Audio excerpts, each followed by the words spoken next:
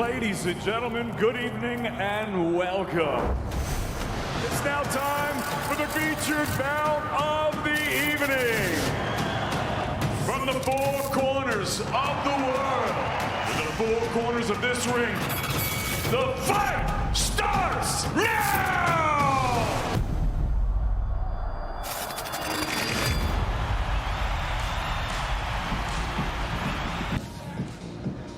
Well, you're very welcome from all around the world to the fighting city of Leeds. It's Christmas time. It's the end of the year, the final Matchroom show in this fine city, and it is all about one man, the Leeds Warrior, Josh Warrington, back in action against Luis Alberto Lopez. And what challenge will he face? A man that can tell me all about that challenge. He's been in these situations with world titles on the line, IBF world titles as well. Josh Warrington, of course, he did the business against Kiko Martinez, of course, Darren Barker last time out. And again, his adoring public are here in the Kirkgate markets as well to see their man return against a dangerous Mexican. Yeah, well, look, in some of the notes that I've been reading in the build-up to this fight, a lot of them are saying, is Luis Alberto Lopez boxing's best-kept secret? We see how dangerous he was against Isaac Lowe, excuse me. Very, very good fighter. Typically Mexican. He's tough. He's got a heart of a lion. He's dangerous with both hands. So this is a massive fight for Josh that he has to stay switched and focused on, because there's big fights looming. There's the Santa Cruz, apparently, potentially rather, in America. There's the unification fight with Lee Wood. There's a big pot of gold for the winner here. So Josh Warrington's got to stay switched on. Well, there's plenty of action, of course, on what is a great card, a special-looking card as well. We'll get into that a little bit later on because, of course, there's going to be football involved. But the fight is here, and it's a chilly day. Let's face it, well, it is winter. I think the clue is with you. It is definitely one for overcoats and coats. Getting on with the action now is a fellow waiting in the wings. So let's cross for the first time this afternoon to Ben Edwards. Ladies and gentlemen, welcome to the Kirkgate Market for the public workout of Saturday night's event at the First Direct Arena, an event of World Championship boxing action. Warrington versus Lopez, brought to you by Eddie Hearn and Matchroom Boxing, exclusively live on DAZN worldwide. The action is sponsored by JD Sports, Betfred, and FCI Markets. Up first this afternoon, we have a highly skilled, hugely decorated former amateur standout. He was a member of Team GB and a multi-time medalist. He's about to take part in his fourth professional contest. He's undefeated from Gateshead. Please welcome Callum French.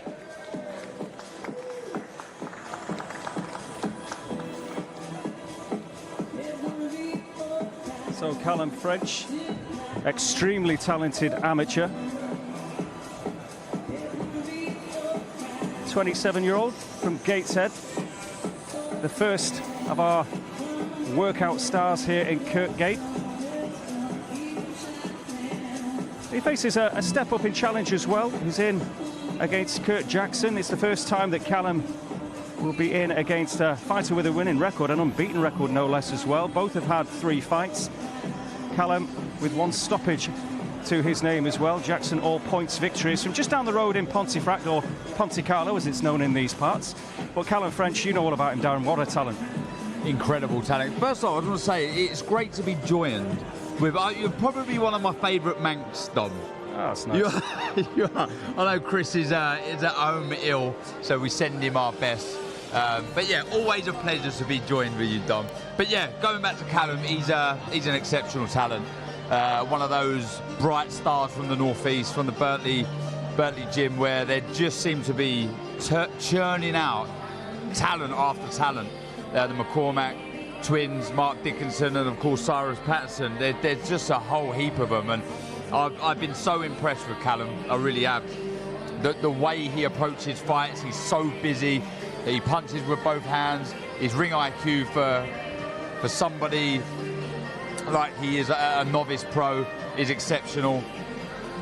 He's aggressive as well. He's always looking to put a dent in his opponents, and he's going to be in some very exciting fights. And look, I always think to myself, you know, how do you beat Callum French? I think, you know, I always try this with every single fighter that I watch. You know, how do you beat them? How can they be beaten? And I look at Callum and I think, you know, it'd be very hard to be beaten. You know, he's not trying to get too carried away yet. There's a lot to learn. Experience needs to be gained, but when you look at him as a novice pro, like I've touched on, there's a lot to like. I think novice pro, it's a different meaning these days. When you've been in that GB setup Exactly, and you've had that experience, and again, he comes in at 27 now and he's ready to go, isn't he, as you kind of allude to. But just want to reiterate as well, yeah, best wishes to Chris. I'm only keeping this microphone warm for him. So, yeah, all the best, Chris, if you are watching. But, yeah, Callum, great lad, great team behind him as well. And the North East is having something of a resurgence, isn't it? Yeah, absolutely. And I'm sure 2023 we're going to see some big shows. And I would say plenty of big shows in that region next year. Like you say, so much talent. And when you talk about talent, these aren't talent that I feel is probably just British title level. This is talent that probably can go all the way. You know, they're that good. So, I mean, the future for North East boxing is very bright. Well, Callum French, yeah, in against the 21-year-old Kurt Jackson. And don't forget, of course, this show on Saturday, it is very, very special. Before the bell, of course, the fights will commence at 1:30 in the afternoon, doors at 1 o'clock. And that is because, when you talk about Manx, you're kind of bringing football into it, aren't you? You're bringing a bit of football into that, Manx, and you being a Chelsea man, of course, because there is football on show at the weekend as well, Darren. We can't forget the fact there's a small matter. England against France, and that is why it's going to be split, if you like. A fan zone in the arena, so there's two sections of this fight night, which is something very special. Yeah, I mean, look, you've got to cater for the football. That's got to be slotted in somehow. You know, England in the quarterfinals against France, it's huge. It's massive. So, yeah, it's going to be a long day. It's going to be a long day, but let's hope it's a long, successful day. Well, there is plenty of action on the card, and let's not forget, of course, it is going to be a case of the first bell at 1:30, then after the first, before the bell fights, if you like, the main event after the football. So we reckon about 9 o'clock, then we crack on with Felix Cash. Then there is time penalties. Well, we're going to crack on with the action here. Everyone's keeping warm here in the markets as well. Real festive atmosphere, and as you would imagine, because we're in Leeds, all the Josh Warrington fans are out in force. But we're going to crack on with the action here as well. Is on the mic. Up next, we have an undefeated super bantamweight from right here in Leeds. He is one of the brightest prospects in British boxing. He's undefeated in 8 contests. Please welcome Hopey Price.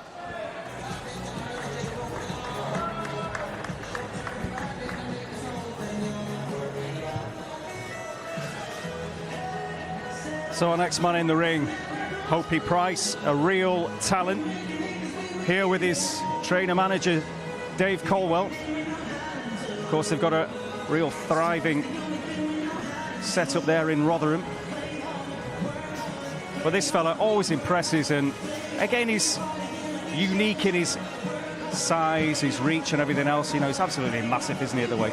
Yeah, I mean, I've been so impressed with Hopey Price of late. I really have. I mean, look, going back to when he first turned professional, he's young, he's extremely young, and there was always that process of maturing that needed to take place. But that's starting to happen now. He's starting to sit down in his shots a bit more, and he's looking devastating. The left hand that he throws is so accurate and so hurtful. He's looking one of the, I mean, if you can still call him this, but one of the best, brightest prospects out there. He's a very, very good fighter.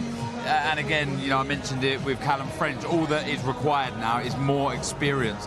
With the experience, this man can go a long way. Well, he will take his place in the professional ring for the 9th time on Saturday, of course. He's in against Jonathan Santana from Spain. Not a great deal known about him. All his fights, bar his last one, have taken place in Spain, but he was in against Mike Estevez in France last time out. A split draw on that occasion. So he comes in here with a little bit of bounce in his step, maybe, and again, possibly with a point to prove. And as you know, it's a bit of a cliche, but you've got to be so careful with the unknown. Jonathan Santana, he's one of those that I feel he's better than his record suggests. There are openings though, and I'm sure Hopey Price will catch him, but like you say, there is confidence there. There is a bit of pedigree. He's not a bad fighter, but I just look at Hopey Price and I think he's all wrong for Santana. You know, he's just just flying high at the minute and surfing the crest of the wave at the minute and really enjoying himself. And like I say, that maturity's come in and he's starting to sit down on the shots and he's starting to look very, very dangerous. Of course, he has that fine pedigree. We saw Callum French before in the amateurs, Britain's first youth Olympic gold medalist as well. And again, Dave Caldwell, well, he's used to working with talented fighters, isn't he? But he's always been very excited about this lad. Yeah, and he's in safe hands with Dave. He knows the game inside out. He's trained fighters at that top level, and that's what's required. You know, there will be times when he will be called upon, Dave Caldwell, in hard fights, and he'll need that expert advice in that minute's rest to get as much information as possible. And they gel, they get on really well, and that's what's important. That chemistry is required to go all the way with your coach. And yeah, I'm a big fan of both. How do you think Hopey as well will cope with the different circumstances? Because the times have changed, obviously, as we alluded to before, because of the football. So those guys are on early. They've just got to, I suppose, mentally adjust. The training's probably just been tweaked in the last few days. Do you know what?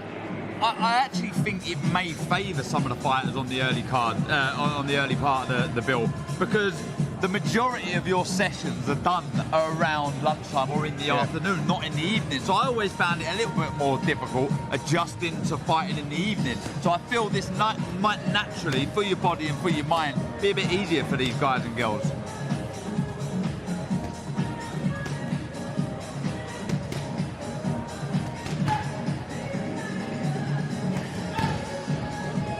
Well, I've noticed as well straight away that the fighters aren't exactly getting stripped down. They're not gonna let themselves get cold here today. And they're not wearing this clothes for weight loss. This is because it is absolutely freezing in here. This is the first time I've worn a jacket to a workout. That's for sure. Well, you would have been here in March as well when Josh Warrington was right here, obviously, at Kirkgate Markets. And again, it just shows you what a few months does, because I think everyone was in T-shirts that day, but you'd think we were in winter or something, wouldn't you, Darren? Up north. Yeah. It's about 20 degrees down south.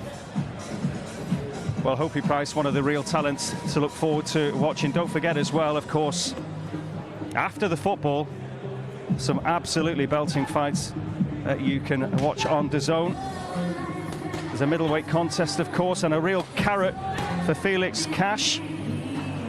And against Kelso Neves, be a real opportunity to progress. Of course, that IBF World Bantamweight title as well. Ebony Bridges defending against fellow Aussie Shannon O'Connell, and then the man that they'll all come to see, Josh Warrington, back in action in Leeds against Luis Alberto Lopez. But Hopey Price, from this fine city as well, wants to be the next star, and it's great for him to be on a Leeds show. Last time out it was in Sheffield, of course. Dalton Smith and Sam O'Maison putting on a real show, and Hopey getting a taste of that action. But if this is his kind of home patch, it's so important to try and tap into the Warrington fan base, isn't it? Oh, absolutely. It's cold in Leeds. Obi, what do you know about Jonathan Santana? I mean, there's some big fights for you, isn't there? You know, you're not too far away from fighting for big domestic titles. This, I wouldn't necessarily call this a banana skin, but a fight where he's probably better than his record suggests. What do you know about him? I don't know much about him. I haven't seen much. Like you said, them big fights are just around the corner, and I was supposed to have a big fight. Obviously, opponent pulled out, behind the scenes stuff, but Santana I'm fighting, and yeah, he's better than his record suggests. So keep switched on, and it's strictly business for me as always. No matter who's the opposite side of the ring, I'm looking to be the best version of myself. So take him out in style. Looking very strong as well. I think we've always said it, certainly I have in commentary. It was just a case, I think, for you, where you're so young, is finding that maturity, and now that maturity's coming, you're starting to sit down in your shots, starting to look very, very dangerous. Are you feeling the difference in your shots? I'm feeling the difference now. I feel like when I first come on, I was only 18, 19, you know, the power wasn't really there yet, you know. I've always had the boxing skills, but now I feel like I'm developing like as a man, and now the longer duration of fights is suiting me. I can take my time more, pick my shots, and start breaking people down a lot more than I was before. So I think you'll see a lot more of my stuff just come in the bigger fights and the better fights. And when people's coming to try and beat me, that's when you see the best of me. Well, Hopey, listen, all the very best. I know it's a funny show in a way. You're getting earlier than you thought you were going to be, but you can then enjoy the football and watch the rest of the action. So it's a good night all round, isn't it? That's it, isn't it? At first I thought, oh, it's going to be a bit of a tight one here. I had a few messages off my nutritionist, boxing science, Danny Wilson, and that. I said, I'm going to have to flatten this fella early so we can watch football. I was going to say though, like, just talking about the earlier start, what time do you do most of your sessions, boxing sessions? I bet they are around lunchtime. Yeah, round about time, in the morning time, yeah, 11, 12. So that's the time I mostly spar, round about that time. So exactly, so it's probably easier to adjust to this than it would be fighting in the evening. A lot easier, you know. I think sometimes, for me, I don't really switch on until I get in the changing room. So for me, I find waiting around all day. Sometimes I just think, can't wait to fight, can't wait to fight. So at least now, go get it done, get it over and done with. Opie, nice one, mate. Good man. Wish you all the best. All the best, Opie. Wait, well done with that, by the way. Well, we've got on with the action here as well, because Junaid Bostan, of course, from the Steel City Gym, a Rotherham man, but training under the guidance of Grant Smith. He's in there doing the business. And again, we're talking about all these exciting talent, Darren. It's just, the list goes on, doesn't it? Because this fella, 3 fights, 3 wins, all inside the distance. Again, what a gym Grant's got going on there as well at Steel City. Yeah. Well, again, you talk about Dave Caldwell being an exceptional trainer. Grant certainly is as well. What he's done for his son Dalton is exceptional. One of the best fighters that we've got in England, I feel. And this man, an exceptional talent. He really, really is. I mean, I remember, I must have met Junaid probably 3, maybe even 4 years ago, and he was a lot smaller than he is now back then.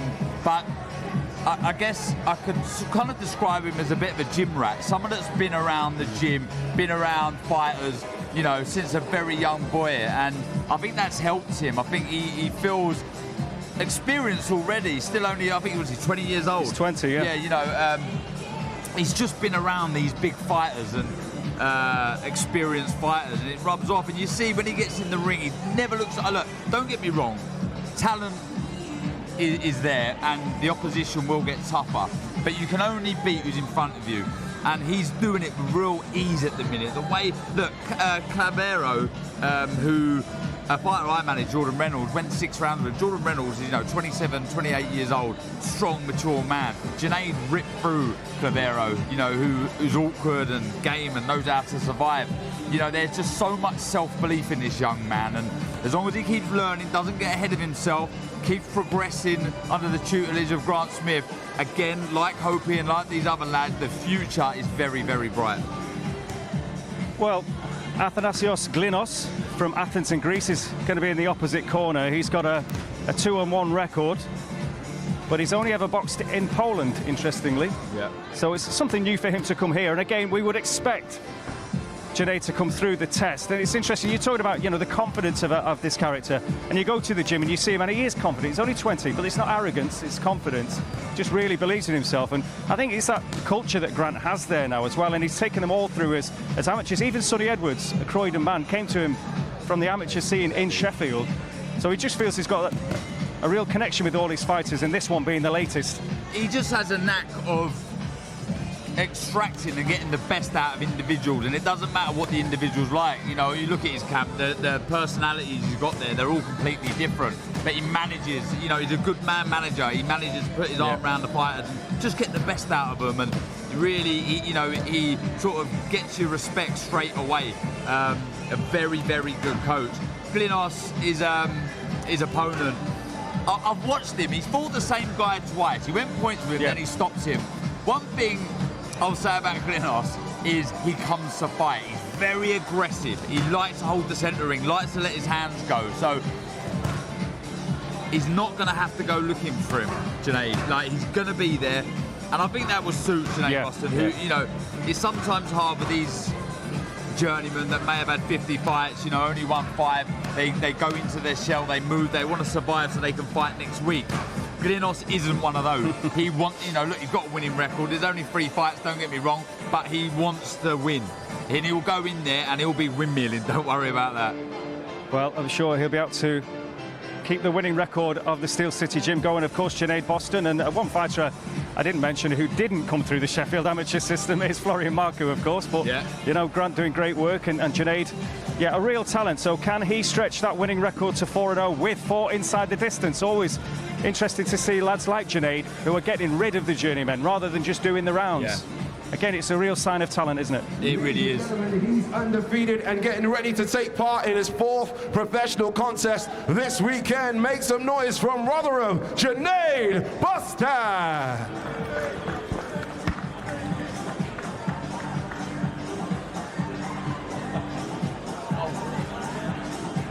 Junaid's work is done at the Workgate here at Kirkgate Markets in Leeds. And plenty of people gathering around here as well, not just doing the Christmas shopping, because we've got a nice setup here in the corner of this vast market area. Lots of Christmas shopping going on maybe, but lots looking forward to seeing the Leeds Warrior himself a bit later on, Josh Warrington. But I think we are going to grab a word with Junaid at some point as well. He's just getting a final bit of instruction, I think, from Grant Smith.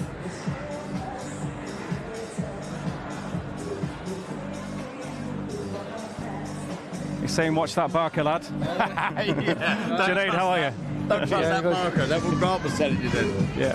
Just going through your paces there a little bit. We've just been talking about your opponent, and Darren thinks he may be coming to fight as well. He's not someone that's going to tuck up, which will possibly suit you with what you've done so far in your pro career. I bloody well hope so. Do you know what I mean? I ain't trained this long, just fighting someone that's going to tuck up and do nothing.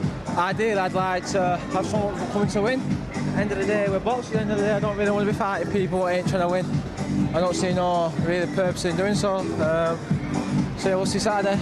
How happy are you with the start of your career so far? I know how desperate you was to turn professional, and you've got big hopes and dreams and aspirations, but how happy are you with your start? Can't really complain really. 3 wins, 3 knockouts. Sound me there, first year as a pro. Been very active. Can't complain really. I'm developing nicely. Grant's happy, that's all that matters really. I'm Eddie's new start. I'm Eddie's biggest prospect. I believe so. Look, the conveyor belt still sits in there, it's massive. I don't believe Dalton's a prospect now, he's got a British Championship, so I'm the new prospect. I started 8 years ago today with Grant Smith, and I've got this far so far, so yeah, Eddie knows I'm his new prospect. Well, Corey O'Regan's just been announced into the ring as well. There's so much talent really from this part of the world, isn't there, at the moment, and you want to be top of the tree. And we were just talking before when you were going through your paces about the gym, about Sonny Edwards, about Dalton Smith, you know, Florian, Nico, you've got, and Grant, of course, as well. I mean, it's a real, again, Sheffield's full of talented gyms, but you feel obviously yours is #1 with what's going on there at the minute. Yeah, definitely. Well, I'm a homegrown prospect. I'm delighted to be at home and not having to travel anywhere to basically get what I've got on my doorstep. I'm very blessed. So I've been around the game from a very young age, and ideally now is to put that experience, what I've seen from a very young age, into practice. So it feels nothing new to me, this. So yeah, man. So not looking past Glynos, I know you're too switched on for that. But what is the plan for 2023? How many fights would you like? Would you like to try and fight for a title by the end of next year? Ideally, I have as many fights as I'm contracted to. Do you know what I mean? I'll fight every month if I could. Ideally, this early on in my career. Ideally, titles at the beginning of next year. Why not? Obviously, I like a youth title. I'm only 20, so I like the sound of them youth titles. And then you never know, I might push on to an English title by the end of next year. We'll just see where I'm growing. Obviously, I believe ability-wise, I'm there. It's just developed myself into a 12-round, 10-round fighter. So I believe when I do get to that point, domestically, none of these guys beat me. Listen, stay warm, pal, and enjoy the occasion on Saturday. It's going to be a big event. Appreciate it, Darren. Top man, thank you. All the best. See you later. Top man. Well, Junaid Bostad speaks very well as well, not just impressive in the ring, is he? He's switched on. He understands that boxing it's not just about your performance in the ring. It's about, you know, you got to be able to sell yourself, and he does, but he sells himself very well with his fists also. He's an exceptional talent. Well, we have in the ring, of course, Corey O'Regan. Has a really interesting looking fight against Sean Cooper.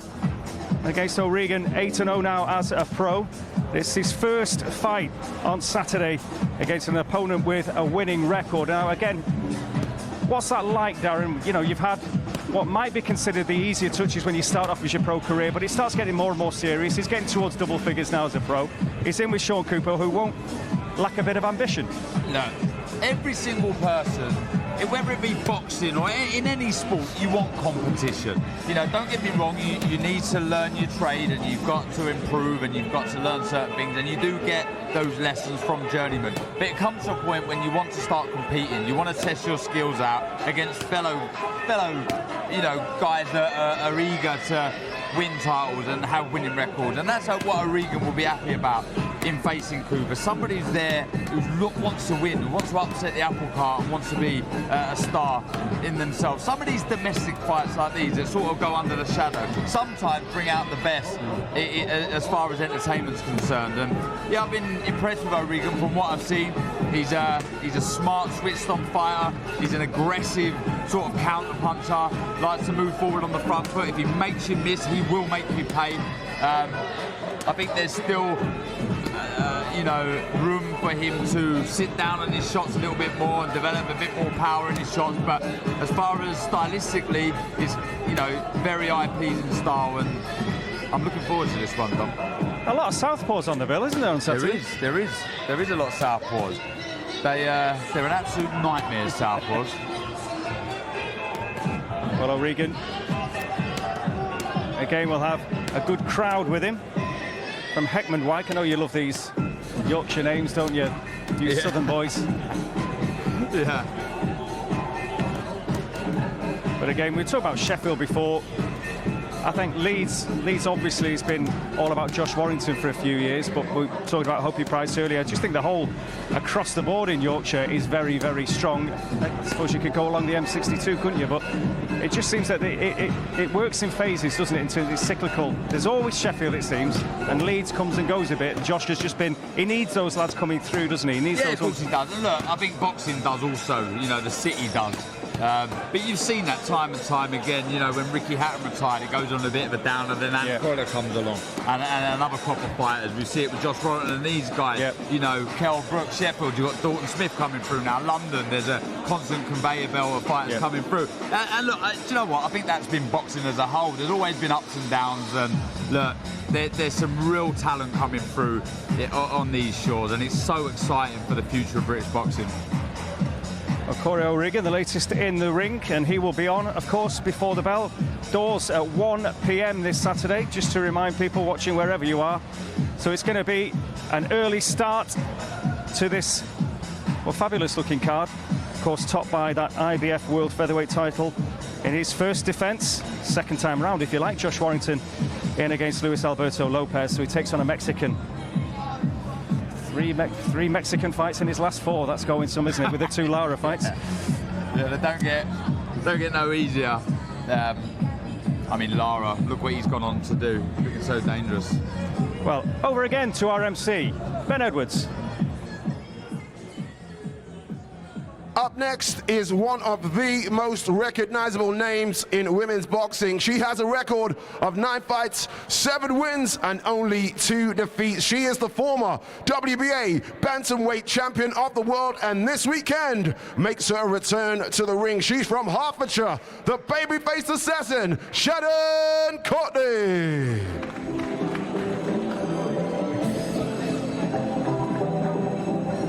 Well, the very familiar face, Shannon Courtney, gets a good round of applause here from the Leeds crowd in Kirkgate Market. Of course, she did hold that WBA bantamweight title. Had a bit of time out as well, 14 months. Desperate to get back in there again against Gemma Rugg. Yeah, good to see Shannon back. She ticked the big box, fulfilled her dream of becoming a world champion, and who can blame her for going on the media sort of run, going on some shows. The SAS one, by the way, looks harder than boxing. Yeah. You can't blame her for doing that, like I say. But I feel if time would have gone on and she didn't miss boxing, I think it would have been quite easy for Shannon to sort of call it a day. But she obviously misses it. She obviously feels there's some big nights left for her.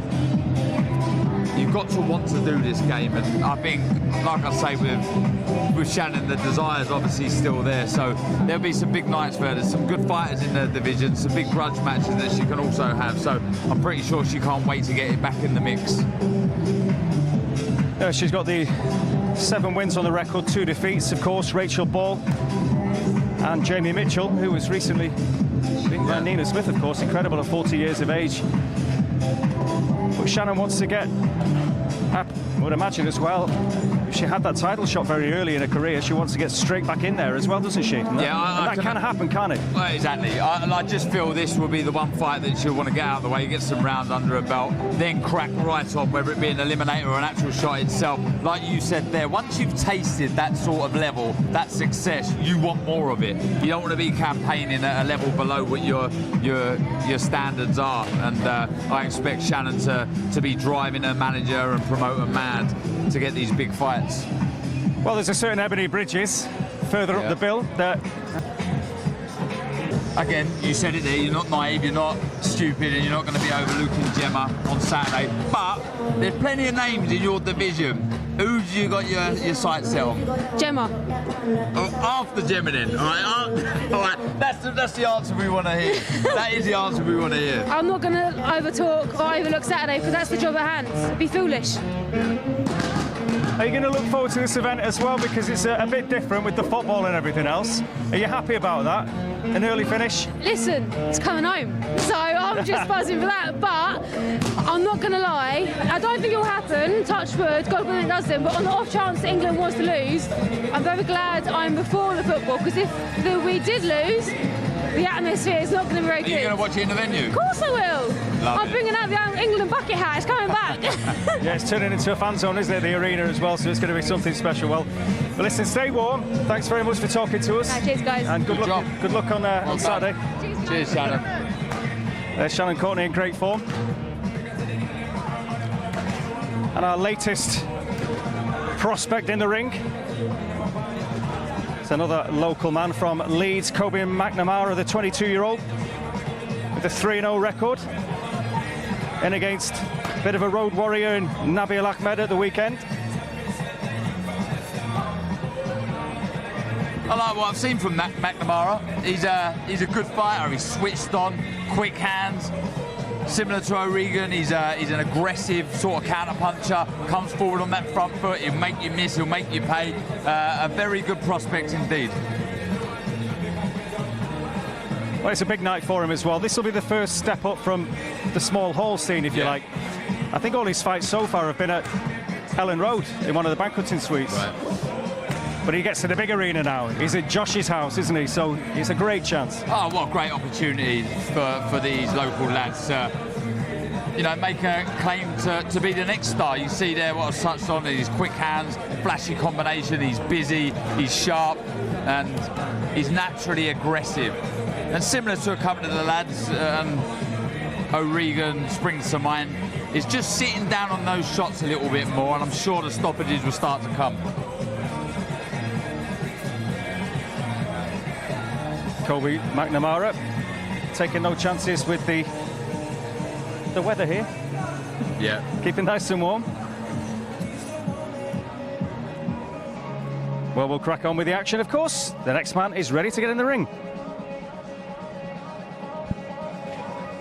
I'll give you an outro, Kobe, yeah? Let's cross once more to Ben Edwards. He's undefeated in 3 professional contests from right here in Leeds. Kobe McNamara.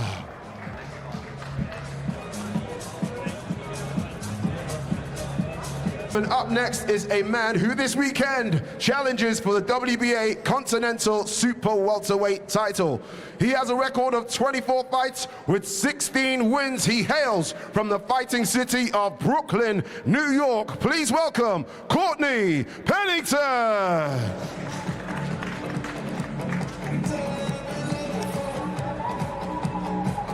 So Courtney Pennington, 36-year-old. Challenges JJ Metcalf. And Pennington has been around a bit. He's got a 16-5-3 record, and he's been match tough. I think you always look at those draws when, you know, a fight has been matched very tough. Whether he's a journeyman, I'm not suggesting for 1 second Pennington is, but you look at them and think he's had it tough. He's been matched tough, and those draws probably wins. Well, he's from a proud fighting city of Brooklyn. I mean, the names that you can reel off: Tyson, Shannon Briggs, Teofimo Lopez, Zab Judah. I mean, they're endless talent coming from that part of the world, and they're tough as nails. They're tough as old boots, they really are, and Pennington is. but he's up against it. Metcalf looked so good, didn't he, against Leharaga? Boxed a great plan, and what I've seen from Pennington, he is awkward, but he gives up a lot of ground. He's on the back foot straight away, and I think Metcalf, he's solid. He really is a big super welterweight, and I expect him to push Pennington back. It's about Pennington then reacting, not allowing to, Metcalf to close that gap too much. But he's tough, he's game, he's experienced, and this is his opportunity to really turn his career around. Well, he's won 4 of his last 5. He's been in with some esteemed company. Beaten on points by Chris Conwell back in June 2019. Charles Conwell, I should say, not Chris Conwell. Got Chris on the brain. Say that again, sorry, Dom. I'm calling Charles Conwell Chris Conwell. Right. But Pennington... Sorry, Dom, I was just about to say, one thing I did notice as well with Pennington, though he gives up ground, is just the... He can be guilty of pouring his shots out. When he does really commit to the shot, certainly when he throws the straight shots to the body shot, he throws them with real speed, but sometimes he can pour out the jab to the head, and I think that's so dangerous to do that against Metcalf, because he will look to throw the right hand over the top and make you pay. So he's got to stay switched on. He can't give up too much ground, but like we said before, he's from a tough fighting city. He's tough as nails. Some of them losses there that could have been wins. This is his opportunity to really turn some heads and change his life. Do you ever read much into these workouts with away fighters in particular when they're going through the motions? Did you ever look at something they might do in there on the pads and think, well, I like the look of that, or is it all, again, for show really? They're not going to give anything away? Not really. I would say sometimes, if you're in the height of the summer and they're completely wrapped up, you might look at them thinking, oh, they're struggling with the weight a little bit, because you wouldn't put on all them clothes media workout. But then again, could that be a false sense of security, making your opponent believe that you're overweight? I don't really look into this too much, no. They're certainly not going to give any tactics away whatsoever. It's just an opportunity for the fans to see their favourite fighters up close and personal, see them in action before the big real action starts on fight night on Saturday. You mentioned...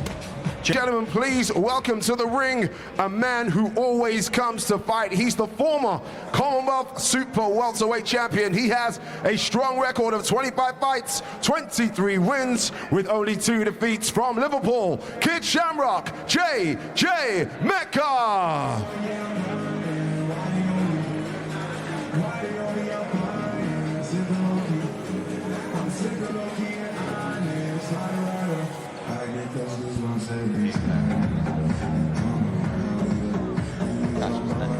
Yeah. So it goes in order now.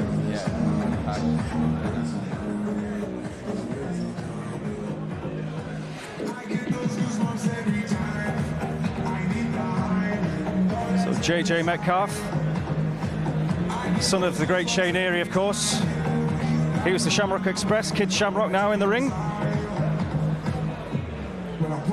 And really did the business, as you mentioned before, Darren. Oh, the Penningtons are hanging around. Team Pennington. Yeah, they like to make a bit of noise, didn't they, the Americans? But yeah, he did. He looked incredible. JJ, like I say, was up against it.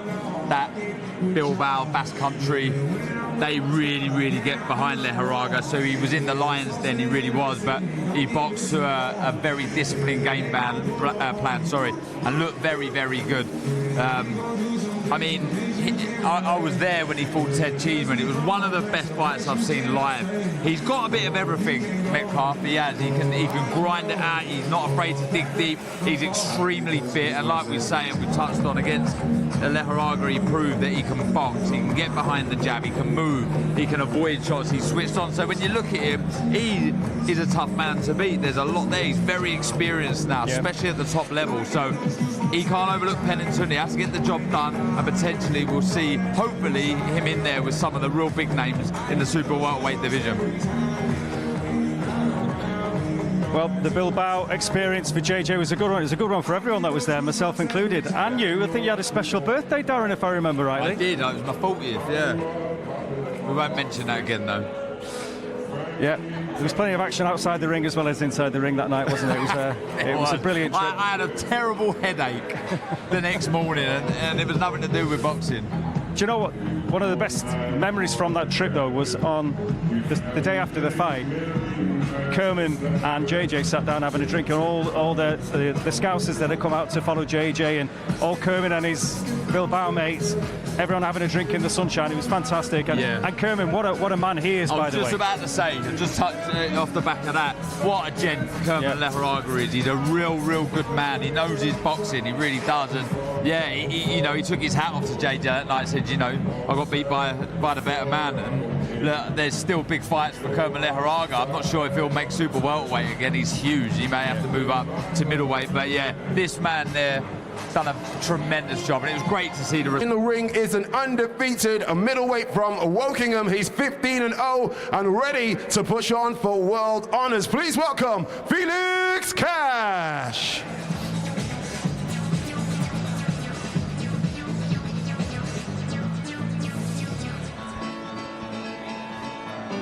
So Felix Cash,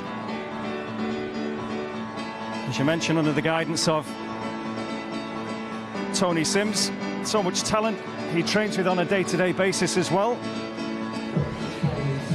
and has a real opportunity here. It's something of a semi-final, if you like, in terms of an eliminator for the WBA. So he gets through this against Neves, the man based in Basel in Switzerland. He's got a 9-2-2 record, Felix Cash. Of course, 15 fights, 15 wins, 10 inside the distance. And a real force of nature, Commonwealth and British titles already. Wants to get on that world stage. He's got big boots to fill, Felix. He's Tony Sims's new middleweight after me. But honestly, he's been through a lot, Felix. It was documented, so some people may not know, some people might know, but he had a lot of issues outside of the ring. But he's bounced back, he showed real maturity, and I'm a big fan of Felix. He's a very good fighter. He really is so dangerous. And what I like about Felix, he's very well polished, he's got a very good amateur pedigree, but there's this fire in his eyes, there's this fire in his belly. He wants to entertain, he wants to impress, and he's a very hard man to beat. He really is. Madiev, he had a hard night's work, but like I say, I'll make the excuses for Felix. There were lots of distractions outside of the ring.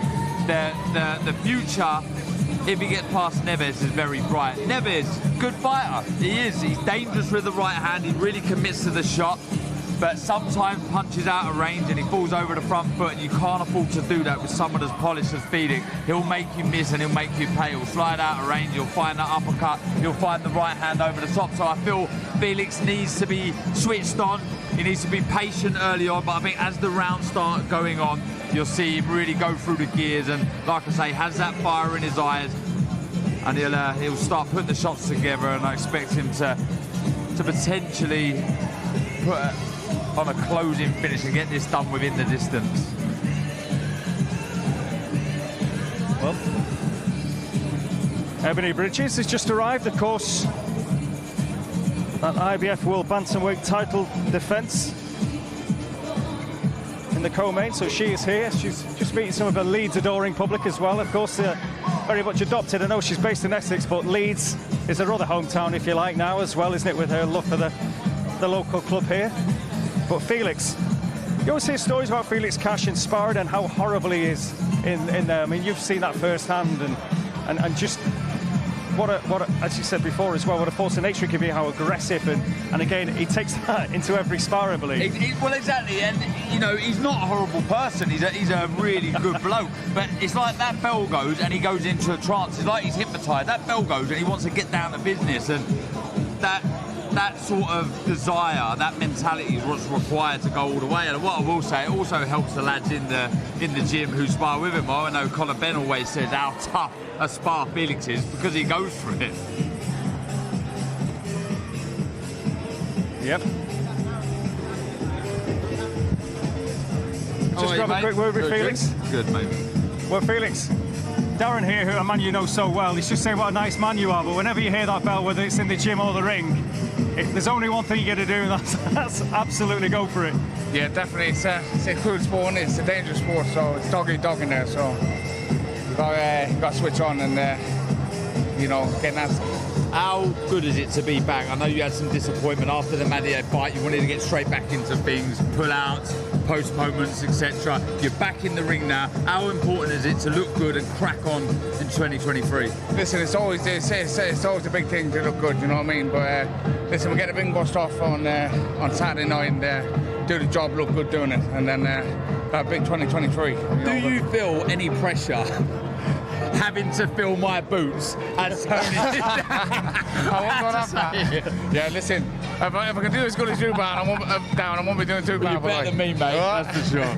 Well, I've had a career you have, I'll be very happy, man. Oh, cheers, mate. But anyway, it's great to see you back, mate. Tony's going to arrive in tomorrow, right? Yeah, he's got the dream team back. Dream team, mate. What do you know about Carlos Neves? I know he's born in Portugal, lives in now Switzerland. He's a dangerous fighter with a right hand. You've got to stay switched on, right? Yeah, definitely got to stay switched on. He's going to come to fight. Obviously, it's a big opportunity to him. You know what I mean? He beat me, so got to be switched on, no slip-ups, and do the job on him and look good doing it.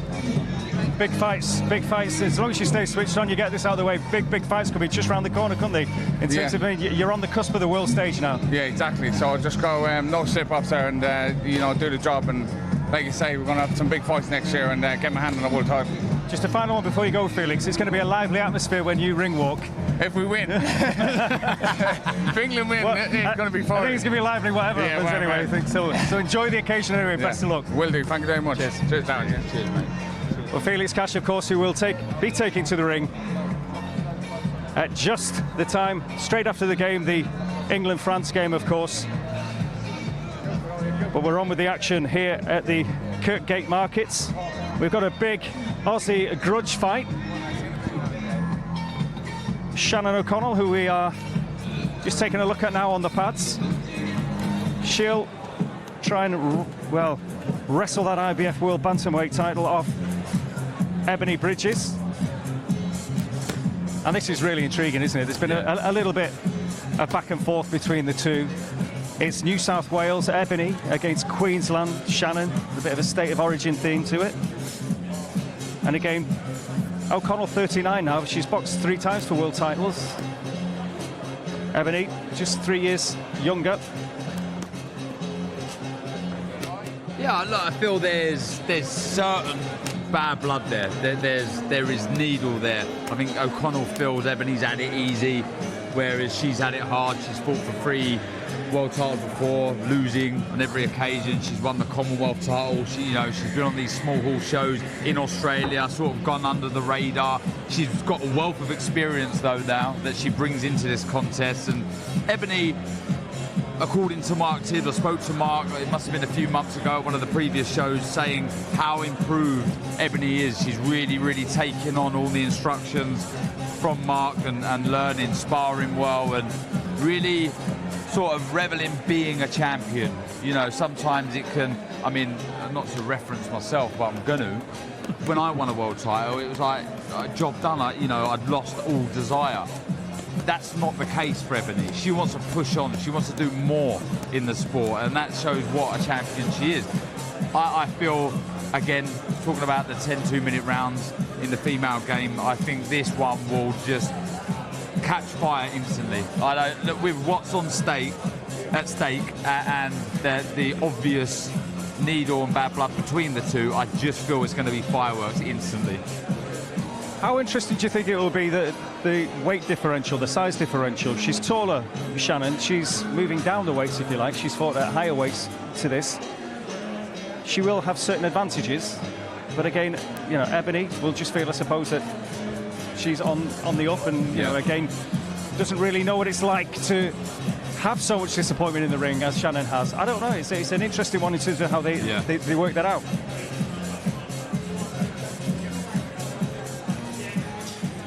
Ladies and gentlemen, the reigning Commonwealth Bantamweight champion, a stellar record, 30 fights, 23 wins from Queensland, Australia, Shotgun, Shannon O'Connell. Next lady needs no introduction. She brings excitement and energy to every single occasion. She has a record of 9 fights, 8 wins, and only 1 defeat. She's the reigning and defending IBF Bantamweight Champion of the World from New South Wales, Australia, the Blonde Bomber, Ebanie Bridges.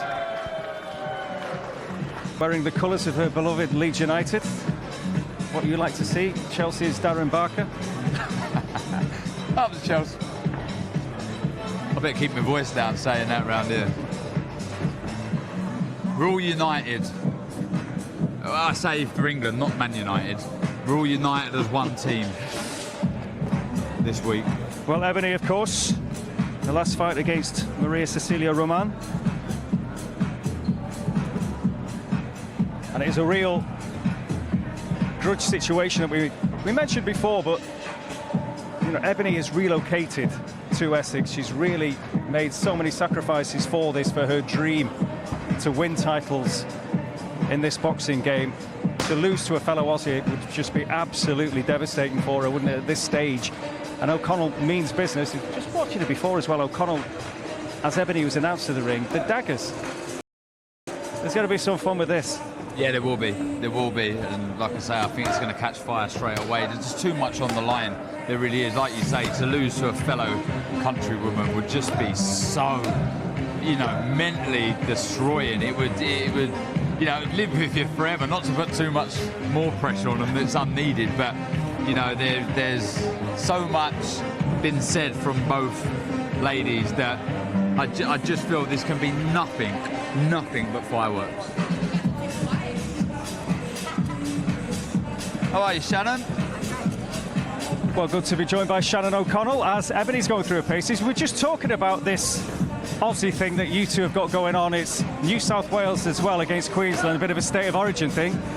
I mean, just how real is this rivalry, this grudge, if you like? It's a rivalry, yes, but it's not, to me it's not really personal because we've never even met. I just don't like her. But you don't have to know someone to like them. I mean, there's plenty of movie stars there. You just look at them and go, I don't like her. I don't like what she's about. I don't like what she brings to the sport. I don't like what she brings to women. She's cheap. She's nasty. Is there a sense from your part that she's had it the easy way perhaps and you've had it the hard way? You've had to, you know, you've had a lot of fights, you've boxed for the Commonwealth title, you've had 3 attempts at the world title, you've had to really grind it out. And, you know, with Ebanie, though she's had, you know, not even half as many fights as you had, she's won a world title, and though she's worked hard, she has improved, she's the world champion now. Is there a little bit of annoyance there from your part? Look, like that. I mean, those things that you've stated, they're facts. They're not just, you know. Does that annoy people? That hasn't annoyed me. I like the way I've done things. I like that I've done it the hard way. I like that I've been through. I've seen the highs, the lows. I've seen every part of this sport, and I love that. I love the experiences I've been through.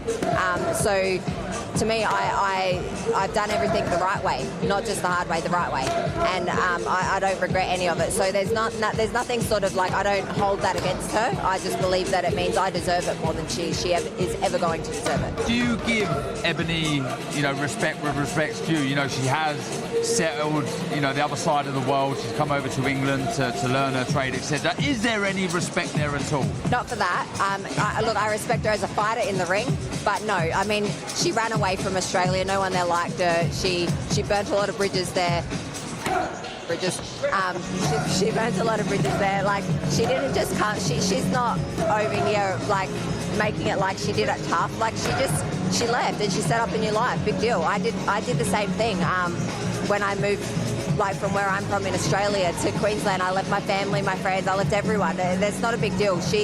I don't respect her for that. She just found it, but she had an opportunity and she took it. Like, that's a big deal. I don't respect that side of what she's done. I mean, I don't hold that against her, but it doesn't make her special. And the fight itself, how does it play out in your eyes? I'm going to win convincingly. I think possibly late stoppage. I don't like to predict a stoppage, but I don't believe that she'll be able to stay with me for 10 rounds. Well, do you know what, Shannon, it's great talking to you. And if you want to buy a Christmas card for Ebanie, there's a great stall over there. Somehow, I'm not sure they're going to get your business. But anyway, no Christmas cards between you two. But no. We look forward to it. You've sold it brilliantly anyway. I was looking forward to it anyway. But Thank now you. It is real. Well done. Thanks, Shannon, and all the best for Saturday. Yeah, I mean, look, you just have to... It's not hear personal, Shannon it just is. yeah.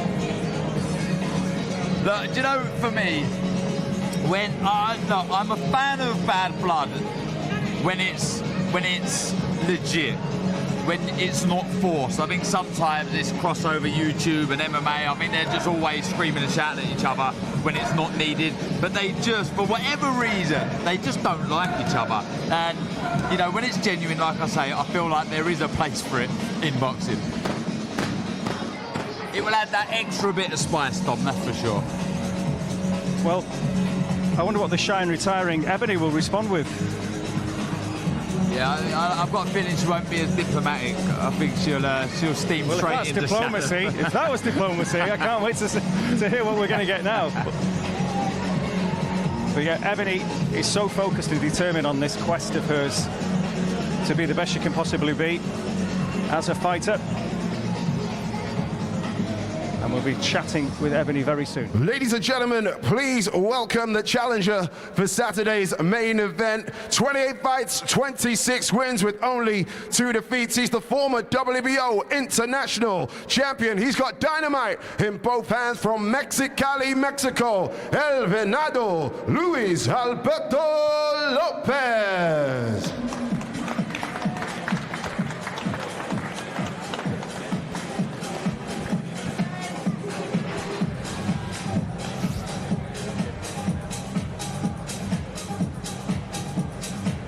Well, the Leeds public here at Kirkgate Markets are soon to get the first glimpse of Luis Alberto Lopez, of course, the challenger, the 29-year-old from Mexicali.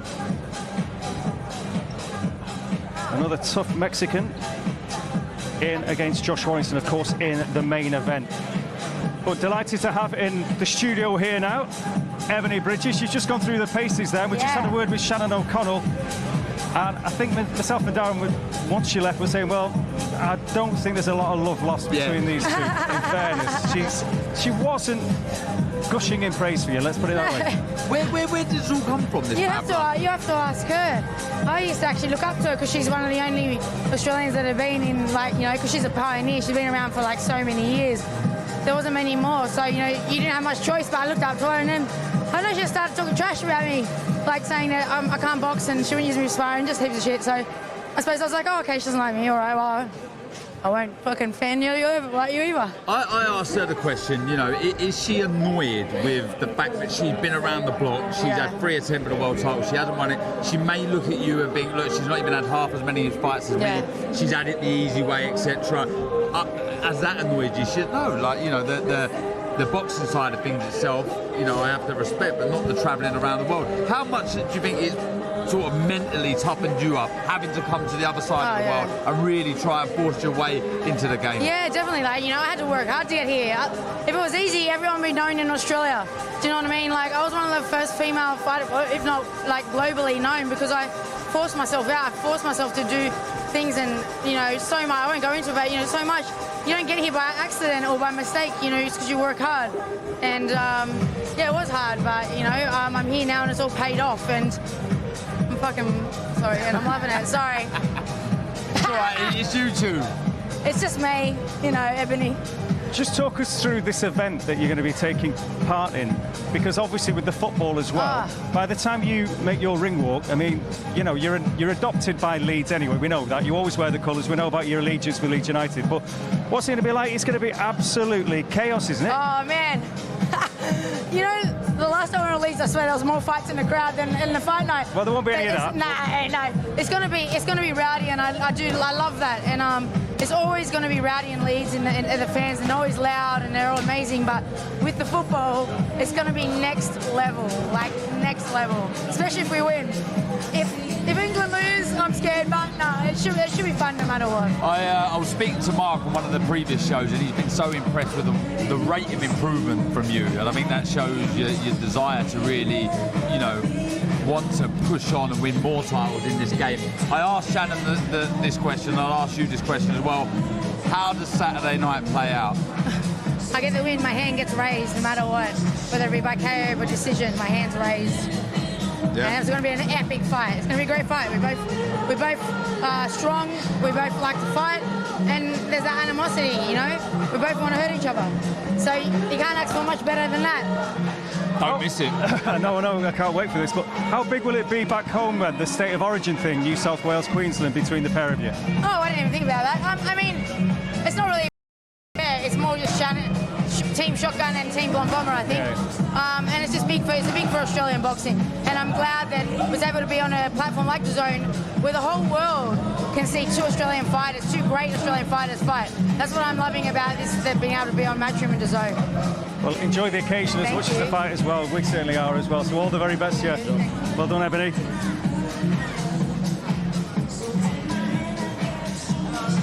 Well, Ebony Bridge is in fine form. And having a look here now at Luis Alberto Lopez, of course. I'm sure, well, Team Warrington have done their homework. We know all about the Mauricio Lara fights. Of course, the last one ended, well, disappointingly, particularly for Josh. I think he really wanted to right the wrong of the first fight, didn't he? That took place behind closed doors. And we're just talking to Ebony there about the crowd and how important that could be on Saturday night, even for her. But for Josh Warrington, behind closed doors was a nightmare. I mean, I'm not making excuses for the performance, but it's no doubt had an impact, a big impact.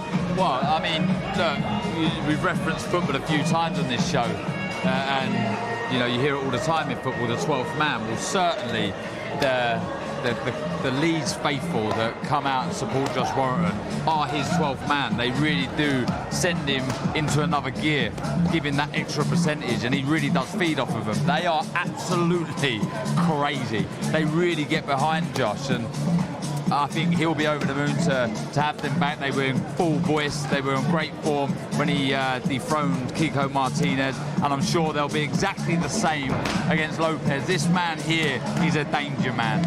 I did a piece recently for DAZN, and you know, in my notes, like I say, one of the things that keeps popping up is he boxing's best kept secret. He looks so dangerous against Isaac Lowe, punches with both hands. I was speaking to Richard Farnham, who's part of Team Lopez, and he says honestly that the guy is so heavy-handed, not just with his favoured right, but with his left. You see that in the opening round against Isaac Lowe, jumping in with a left hook and dropping Isaac after about 10 seconds. Yeah. It was incredible. And then you see the short uppercut, the damage it did, to the body in the 7th round. A very, very good fighter. Not typically Mexican in the sense that when he goes back, he does go back in straight lines, he does come tall, the chin does come high, but he has that heart, he has that determination, he has that Mexican will to win, and he will leave absolutely everything in the ring on Saturday night. Well, Josh is ringside having a good look at him. He's there with his trainer and dad, Sean O'Hagan. They've done the homework, they've been training hard in the gym. Josh is super confident, as he would be. Of course, we'll catch up with Josh in a little while, but again, you always go back to that first fight with Lara, which was a shocking defeat for Josh, in the sense that he was a massive underdog, obviously, but shocking in the injuries he sustained in that fight, because Josh had gone through his career to that point with some stellar names, with the Selby, Frampton, all these people, but this fairly unheralded Mexican beat him up, and you know, Josh would tell you the injuries he got from that, he'd never suffered before. Psychologically, can you fully come back from that? I mean, Josh obviously is super confident he can. I feel he has already. I feel the fight to do that is somebody like a Martinez, a short, stocky, powerful puncher who came into the ring as world champion. I think straight away you have to execute those demons if you're going to beat someone like Kiko Martinez, and he did. He'll be switched on. He'll think that he's levels above Lopez. There's big dreams for Josh Warrington. He has to get past this man, and he has to stay Ladies and gentlemen, this weekend the challenger at the main event from Mexicali, Mexico, El Venado, Luis Alberto Lopez.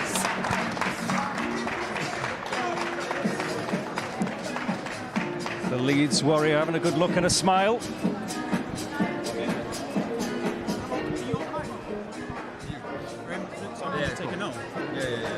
Josh Warrington. Ladies and gentlemen, it's time to bring the noise. This weekend, he headlines at the First Direct Arena in front of his hometown of Leeds. He has a fantastic record, 33 fights, 31 wins, 1 draw and only 1 defeat. He's the former British, Commonwealth and European champion and the reigning, defending IBF featherweight champion of the world, Leeds' favorite son. Ladies and gentlemen, the Leeds Warrior, Josh Warrington.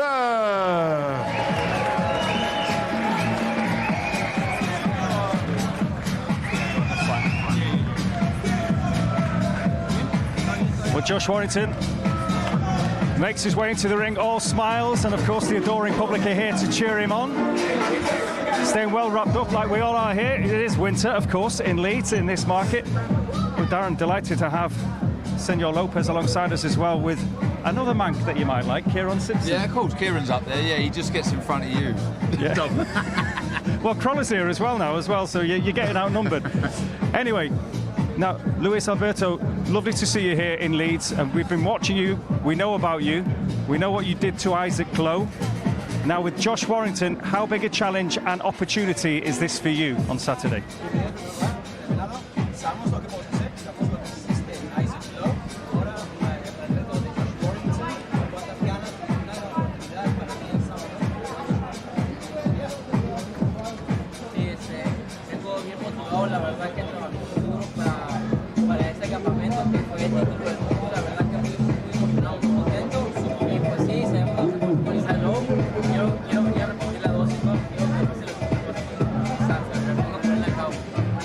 Yeah, so thanks. Really motivated. I've come here. We've worked really hard during our training camp. We know this is a training camp for a world title, so we're full of emotion, really looking forward to repeating what we did when we faced Isaac Glow and looking again for that knockout. Stylistically, what is it in Josh Warrington makes you believe that you can win the fight? Sí, hablando un poco de los estilos, ¿qué significa, qué ves en tu estilo y el estilo de él que significa que puedes ganar esta pelea? Sí, que su estilo es muy común, ¿no? Su estilo es solo tirar golpes, quedarse parado, moverse también, pero sabemos que yo puedo hacer todo un poco, ¿no? Puedo golpear, puedo moverme, tengo el poder, entonces yo creo que esa pelea tiene mucho a mi favor. So yeah, so I feel that, you know, he's as a fighter, is quite a common style he has. He likes to, you know, throw shots and move, but I can also do that. But I can hit, I have movement, I have power, so I think the styles are going to work in my favor. There's been some big fights mentioned for Josh Warrington. The big domestic fight here against Lee Wood in a unification fight, potentially Leo Santa Cruz in the USA.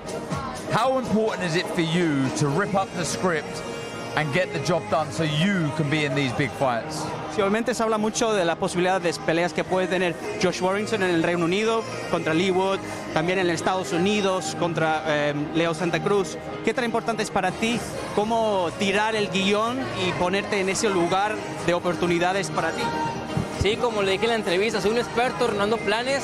Esta no va a ser la excepción, como lo dije, y pues habla mucho, ha dicho muchas cosas, nunca peleó en Estados Unidos, entonces yo creo que tengo todo eso a mi favor, ¿no? Que he salido de mi zona de confort, he hecho muchas cosas grandes y vengo a hacer lo mismo, ¿no? También aquí.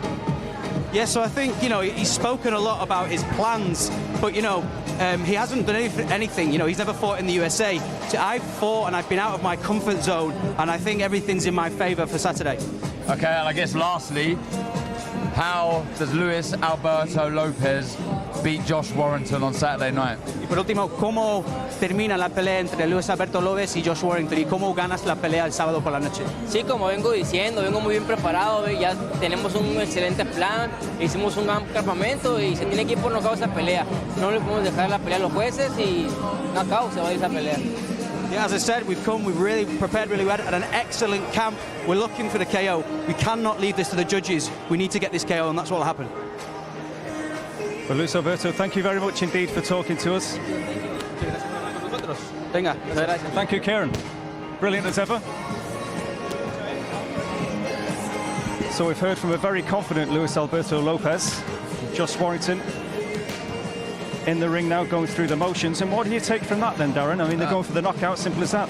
A nice, relaxed, confident individual in Lopez there. Looks like he's enjoying being here. this is his opportunity. You heard it there. This is his opportunity to be in the big fights. He's a danger man for sure.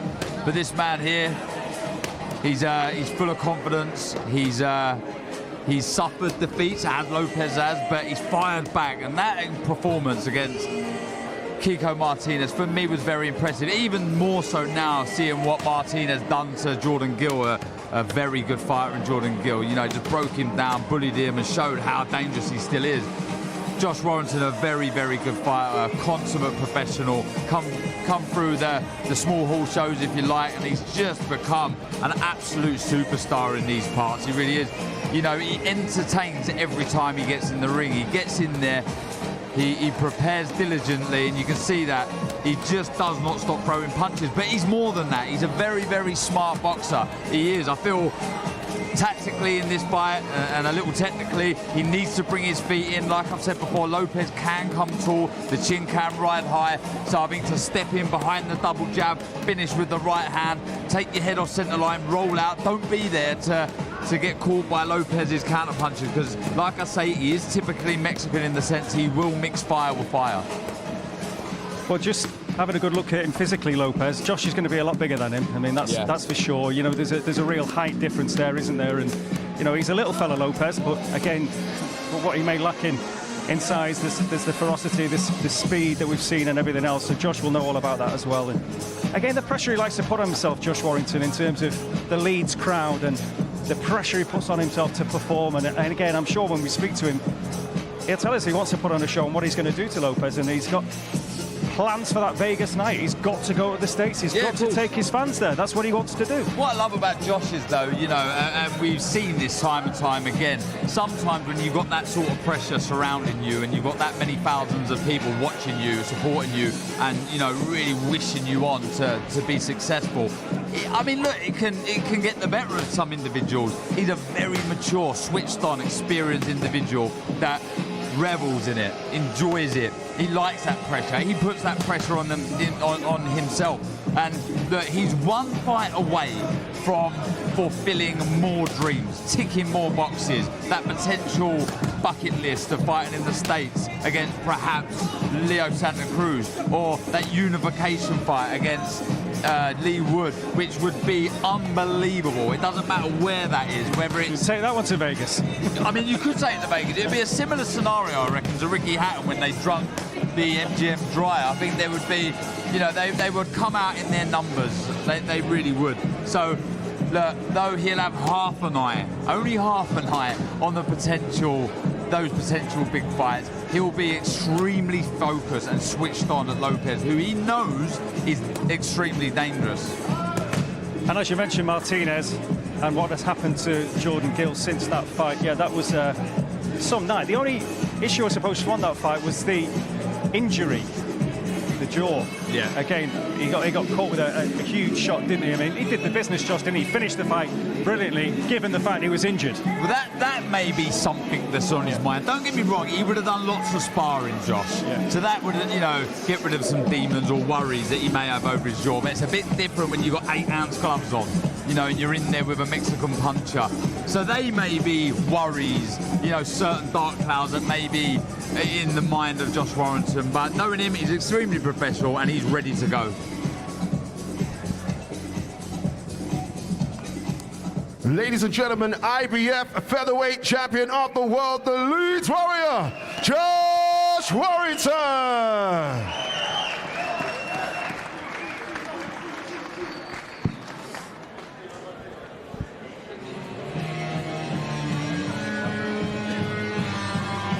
It's not a Josh Warrington day or night or anything without a bit of Kaiser Chiefs, is it, Darren, I suppose?